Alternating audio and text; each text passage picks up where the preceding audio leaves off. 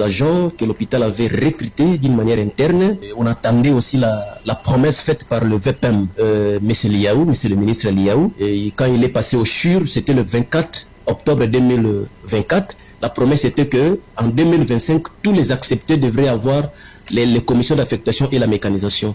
Mais subitement, on se réveille un très bon matin, une mesure verbale est tombée via les comités, nouveaux comités de gestion, chapeautés par le directeur Kitenge, jetant dehors tous les acceptés.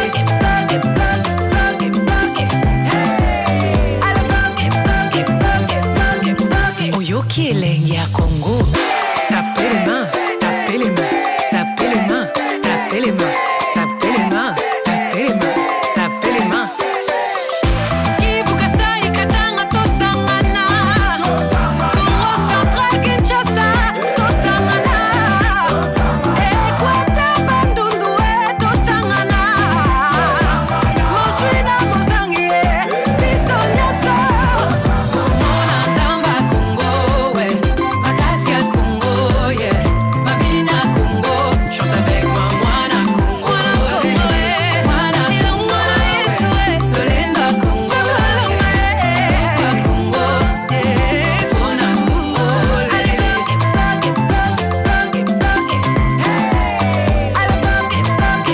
Agents que l'hôpital avait recrutés d'une manière interne. Et on attendait aussi la promesse faite par le VPM, monsieur le ministre Liaou. Et quand il est passé au CHUR, c'était le 24 octobre 2024. La promesse était que en 2025, tous les acceptés devraient avoir les commissions d'affectation et la mécanisation.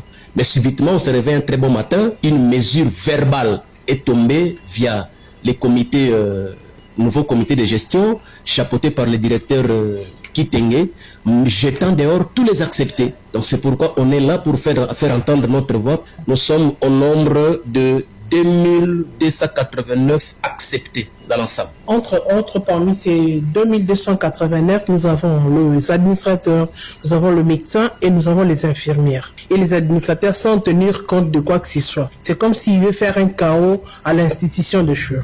Nous voulons que la solution soit trouvée dans le silence, dans le respect et que nous revendiquons parce que c'est notre droit de revendiquer. On ne se plie pas, on ne fléchit pas, mais nous voulons que l'État congolais nous rétablisse dans nos droits. Et on se quitte sur cette note, plus de 70 000 enfants.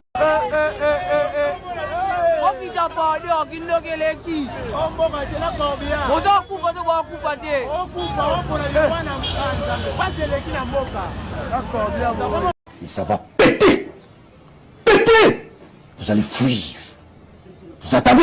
Ça, hôpital général de référence ex-Mamaïm.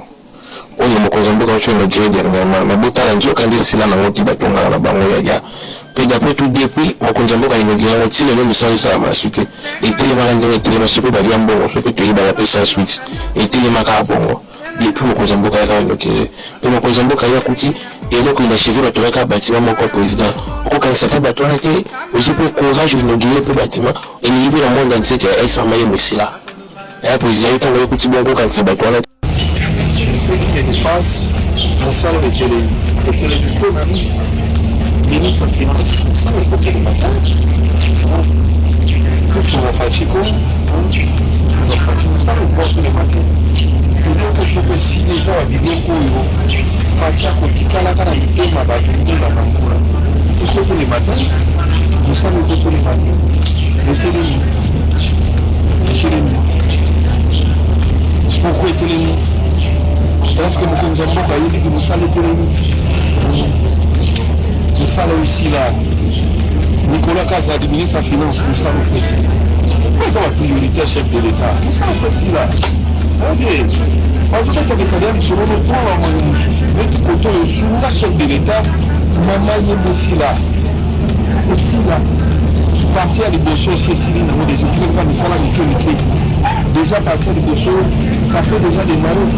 C'est comme si il passait tout. Un peu l'hôpital, alors l'hôpital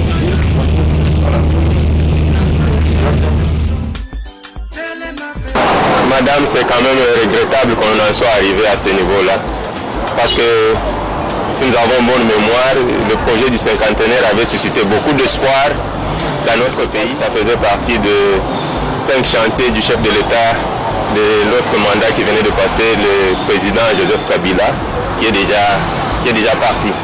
En fait, ça a suscité beaucoup d'espoir pour notre nation et pour même le médecin et tout le corps de santé de la République démocratique du Congo. Et on espérait que c'est une œuvre qui allait suffisamment contribuer à l'épanouissement de la population congolaise et à qui on allait accorder des soins de qualité. Aujourd'hui, nous trouvons devant cette situation qu'on résilie les contrats. C'est que les choses n'ont pas pu bien marcher. Et qu'est-ce qui n'a pas pu bien marcher? Nous nous sommes rendus compte que le ministre lui-même regrette la gestion de cet hôpital du cinquantenaire et les choses se font de manière, on ne peut pas arriver à expliquer qu'est-ce qui se passe, qu'il y ait des expatriés qui arrivent. L'État congolais leur fait confiance et voilà comment ils nous torpillent un peu. La manière de faire de leurs choses, ce n'est pas correct. Et dans cet hôpital, nous pensons que l'État congolais y avait investi suffisamment d'argent et on devait avoir des retombées qui allaient nous aider aussi peut-être à améliorer les situations même de notre population. Mais ce que nous avons remarqué dans cette résiliation du contrat, c'est que peut-être que le gouvernement n'a pas eu à suivre les choses de plus près. Il y a eu un laisser-aller qui a fait que ces gens se sont comportés de la manière qu'ils se sont comportés. Heureusement, mieux vaut tard que jamais que le gouvernement se ressaisisse et que maintenant il peut voir les choses au clair et on constate que la gestion n'a pas été aussi claire, aussi limpide qu'on pouvait l'espérer. Et mieux vaut tard que jamais que le ministre ait pris cette décision-là, mais nous voudrions qu'il veille un peu à ce que tout ce qui se passe partout ailleurs aussi, dans d'autres contrats que l'État congolais a signé avec les autres expatriés. Je ne sais pas qu'est-ce qui se passe peut-être aussi à l'hôpital qui est à Andine là-bas. Est-ce que ce n'est pas la même chose que ce qui se passe au cinquantenaire? Nous voudrions que le ministre ouvre l'œil et qu'il fasse en sorte que l'État puisse bénéficier davantage de tout ce que nous espérons, de tout ce qu'il signe comme contrat.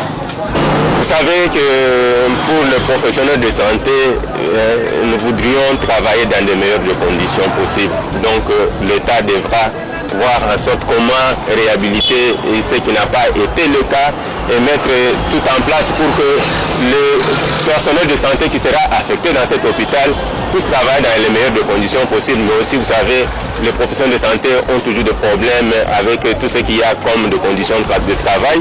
Nous voudrions que l'État, en acceptant cela, en reprenant l'hôpital qui est l'hôpital des cinquantenaires, en y mettant les professionnels de santé qui devrions y travailler, qu'ils les mettent dans les meilleures conditions pour qu'ils produisent les meilleurs d'eux-mêmes, qui peut être avantageux pour notre population, mais aussi pour notre pays. Voilà ce que je peux avoir comme appui à demander au gouvernement congolais. Au cas où le contrat sera repris entièrement par l'État congolais, j'aimerais que, à la mesure du possible, ce qui n'a pas été fait, soit réalisé. Et voir comment est-ce que cet hôpital peut être accessible au moins aussi pour la couche de la population qui sont un peu démunis, qui n'ont pas assez de moyens par rapport à ceux qui sont dans la classe un peu haute. Ça pourrait aussi soulager tant soit peu. Nous autres aussi qui avons besoin de soins, nous pouvons aussi bénéficier d'une part par rapport à ça. Donc si l'État congolais pourrait voir comment est-ce qu'il peut aussi donner l'accessibilité aux soins aux personnes démunies. Ça, c'est mon point de vue. Merci, madame.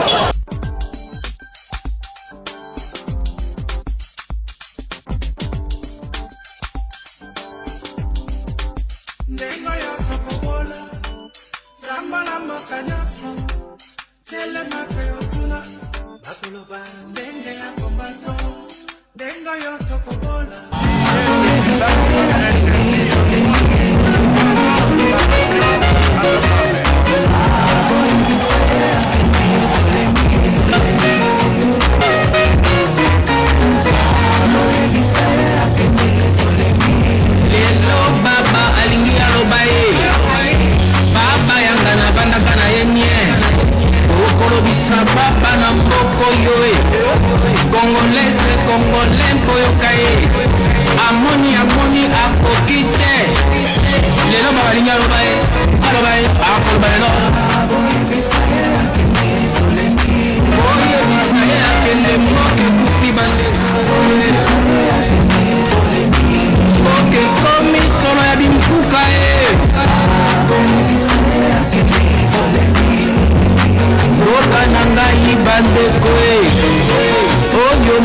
na ngai soki nalobeli yango te nani akolobela ye soki totelemi te nani akotelema ye mboka na ngai etonda bomengo ye kasi tozali kokufa lokola banyama ye na mboka na biso moko pasi mama oyebisa ye akende babomi mboka ye tolemi kokufa lokola bampuku ye mboka na ngai ezanga lopitalo ye lopitalo ya malonga ezalaka te mai ya komela putu koloba te lisusu ekoma kobimisa ntufi ye toloba te na kelasi bana bakoma kovanda na mabele bandeko mboka etonda nzete meke bandeko kasi kuna bazali kominamina mbongo ya mboka ye oyo pasi mama tolembi koyoka soni ya boye tolembi kokabola lipapu ya soso na lipota mobimba ye mbongo ya mboka valer ezalaka lisusu te Qui est celui-là qui va m'interdire, moi, le garant de la nation, à ne pas faire ça? Fifi Lufibak, non la sabino ba bâtiment. Bon, ba bâtiment ya mama ye mosika. Yango oyo. Ba bâtiment mama ye mosika. Yango oyo ils ont continué kotonga. Ba bien eza contrat, eza gouvernement te mta financer, ezali contrat. Ya gouvernement congolais, ya Tshisekedi na ba libanais. Bandeko. Congolais so ba pesa ki ye musalo wa kunga sala ngote mbongo yekota na poche. Ne botala. Donc bozotala oyo bozomona oyo ezana mama ye mwakala ndenge tika dinani ba démolir yango te po ba reconstruire lisusu oyo boboni ya ba tola rouge oyo mama ye mwakala mais eza très sale mais bato bazo continuer okende kuna mais oyo toza awa eza mama ye moya sika botala ba bâtiment oyo ba libanais basali moyen na loba makasi eza te po awa eza hôpital soko ozo filmer moyen oyo loba makasi eza te ozomona na otambola elongo na bino botala ndenge batongi oyo eza mama yemo ya sika na ye awa kaka mpo na bino kotalisa bino bilili eza mama yemo ya sika ozomona botala babâtiment mais malheureusement bapersonnel bazolela balobi baza impayé